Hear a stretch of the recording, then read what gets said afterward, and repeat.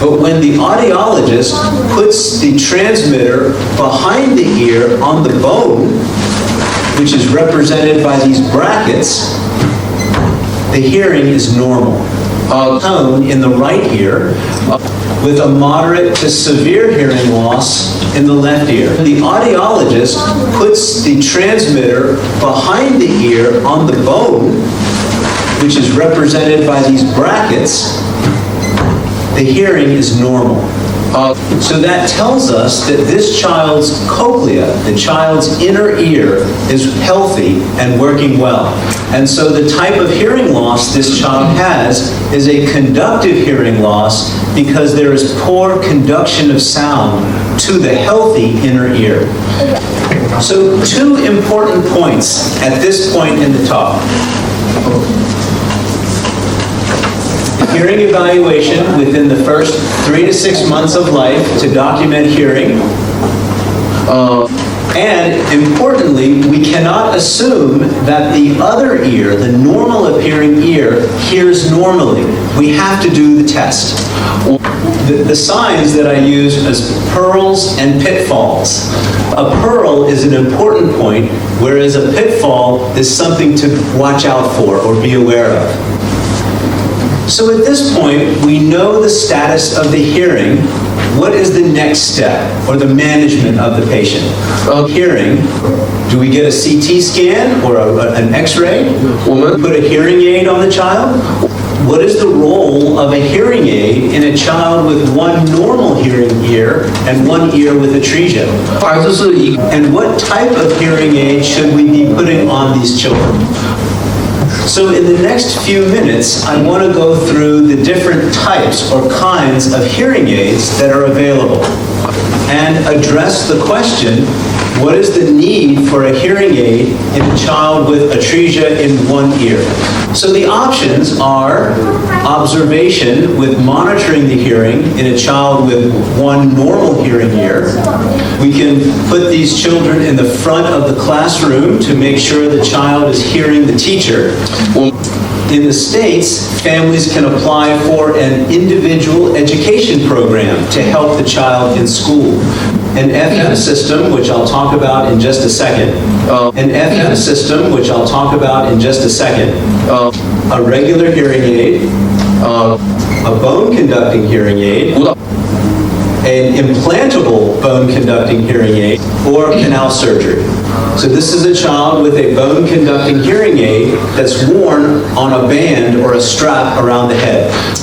The Med-El Corporation has come out with an adhesive that is stuck behind the ear on the skin, and the child wears the bone conductor on the adhesive. An FM system is where the teacher wears a microphone and the teacher's voice goes directly to a hearing aid that's worn in the good ear. 直接传导到患有就是这个有助听器有这个健耳的，然后助听器的这一边。It helps the child hear the teacher's voice when there's noise in the classroom. But they can be bulky and children sometimes can be resistant to wearing them. The bone conductor is worn behind the ear on the mastoid bone, and it takes sound and applies it to the bone, sending it directly to the healthy cochlea. They can be uncomfortable, and there's some loss of sound energy across the scalp, the skin. These bone conductors are a must, in my opinion, in children with atresia in both ears. It truly supports their speech and language development. In the United States, the implantable bone conduction devices are approved for children over the age of 5. 植入式骨导助听器呢，对于在美国来讲是对于5岁以后的孩子做的手术。They come in several varieties, but essentially it is a small titanium post that is surgically implanted into the bone of the skull. The child wears the bone conductor snapped onto the post. In my hospital, this is the most common bone conducting device that we use. There's another device called the Ponto by a different company.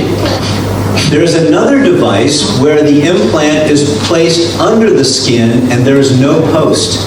It's a magnet that's under the skin, and when the child wears the bone conductor, it stays on with a magnet.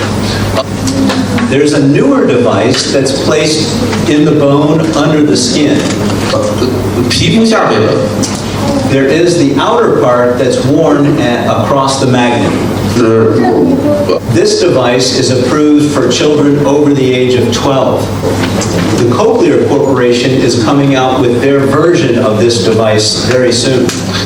So the bone conductors with the post deliver better quality of sound at the cost of some skin issues around the base of the post. The magnet devices have no issues with skin, but the sound quality is not quite as good.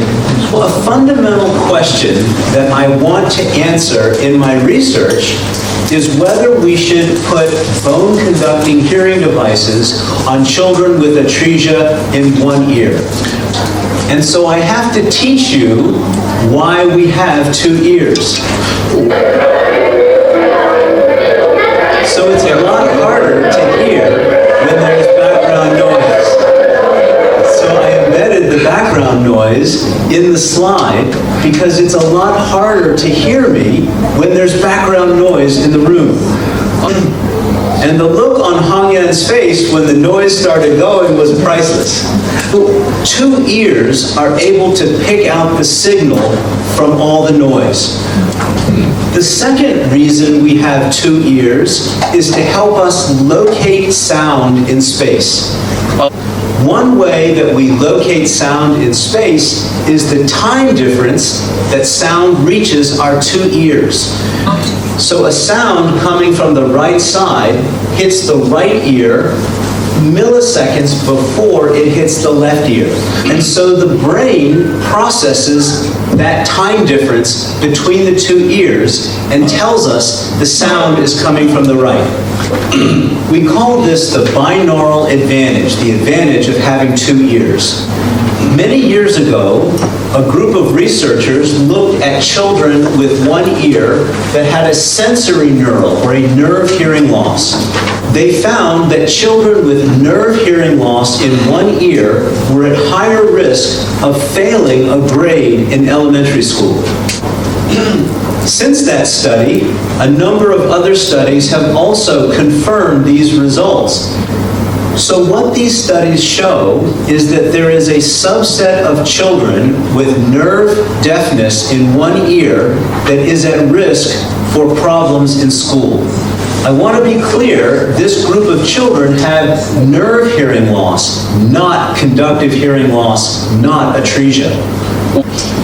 So bone conducting devices on all children with atresia in one ear.